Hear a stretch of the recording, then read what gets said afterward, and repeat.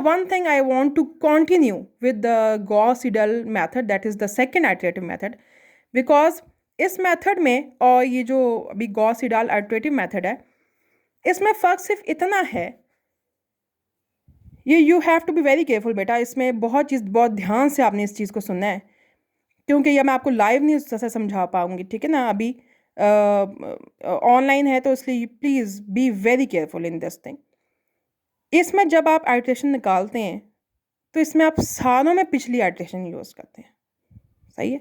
x2 निकाली, सब में x1 यूज़ किया है, x1 निकाली थी, सब में x0 यूज़ की थी, x3 निकाली आपने तो सब में x2 यूज़ किया है। सिर्फ इतना सा डिफरेंस यहाँ पे आएगा जो कि गॉस-सीडेल आइट्रेटिव मेथड है।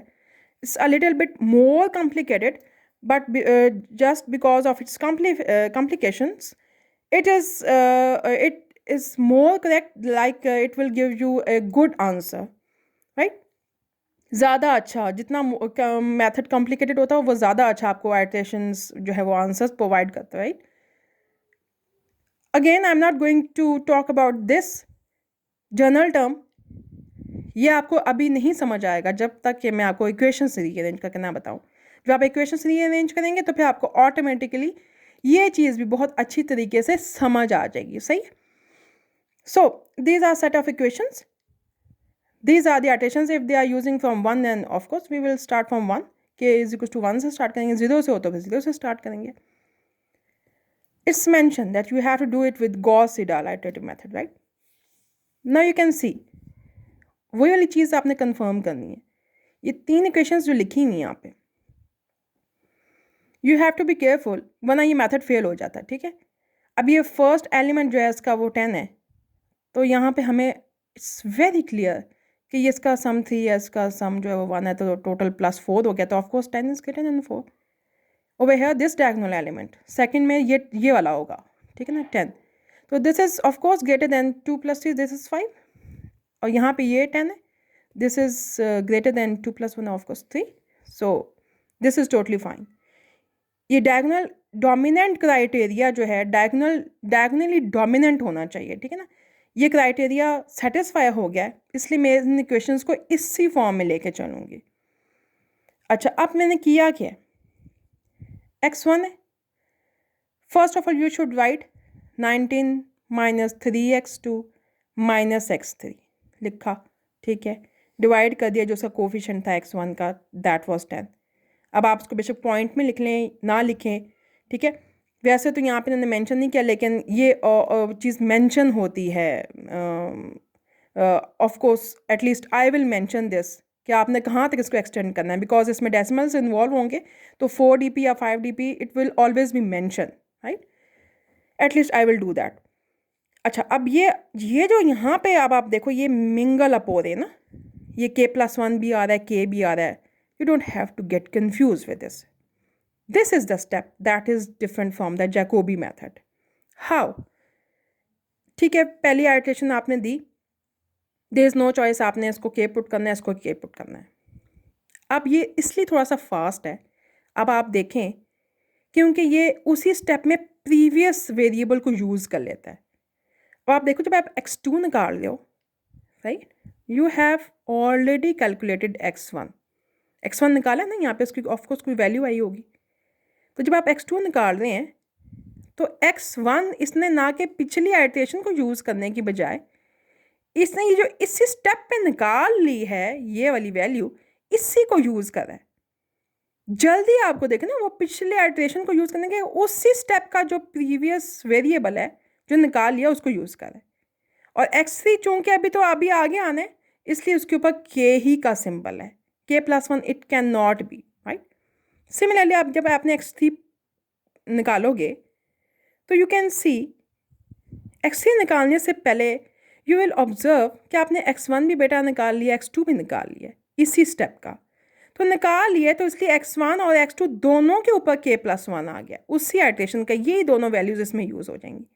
ये डिफरेंस है, this is the main difference between this method and the Jacobi iterative method, ठीक है, कि ये उसी आइट्रेशन को फॉर्म उठा लेता है, उसी स्टेप में से उठा लेता है। This is because it's a little bit faster than the previous method, right.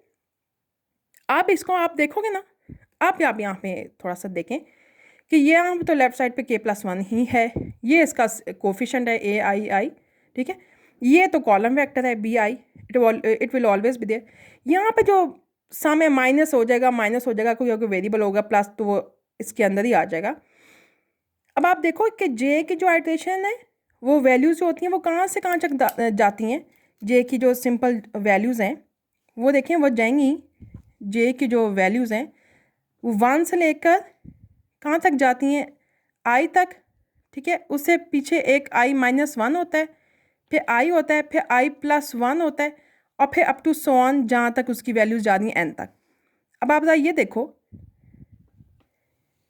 कि i-1 तक तो मैं उसको पकड़ूंगी, ठीक है, वो मैंने यहाँ तक डाल दी, ये प्रीवियस के लिए जाएंगे i-1 तक, और जिन पे i-1 है जो कम है उन पे k+1 है। आप ये देखो i-1 जो है वो जैसे इसमें ज़्यादा क्लियर है, 3 है ना, तो इसमें से एक माइनस करूँगी तो 2 भी आएगा और 1 भी आएगा ना, तो ये दोनों के पास k+1 है जो कम वाली हैं।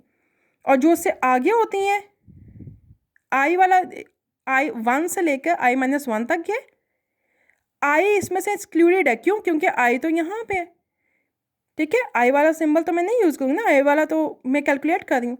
और फिर उसके बाद i+1 से स्टार्ट होके n तक जाएगा, ठीक है, और उसके ऊपर जो वैल्यूज़ होंगी वो k होंगी। इस सेकंड में ज़्यादा अच्छी चीज़ देखो क्लियर हो रही है। जो 2-1 है, जो 2 से पिछले हैं सबके ऊपर k+1 है, और जो 2 से आगे हैं, ये i अगर है i=2 है तो i+1 ऑफकोर्स 3 होगा, देखो उसके ऊपर k है। तो अब आई थिंक ये जो फार्मूला है आपको ज़्यादा अच्छा बेटर जो है वो क्लियर हो जाएगा, सही है। ओके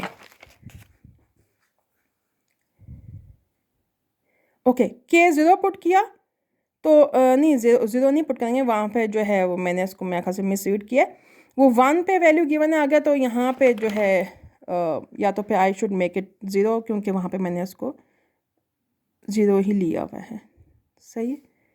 तो I will do this because I have use that.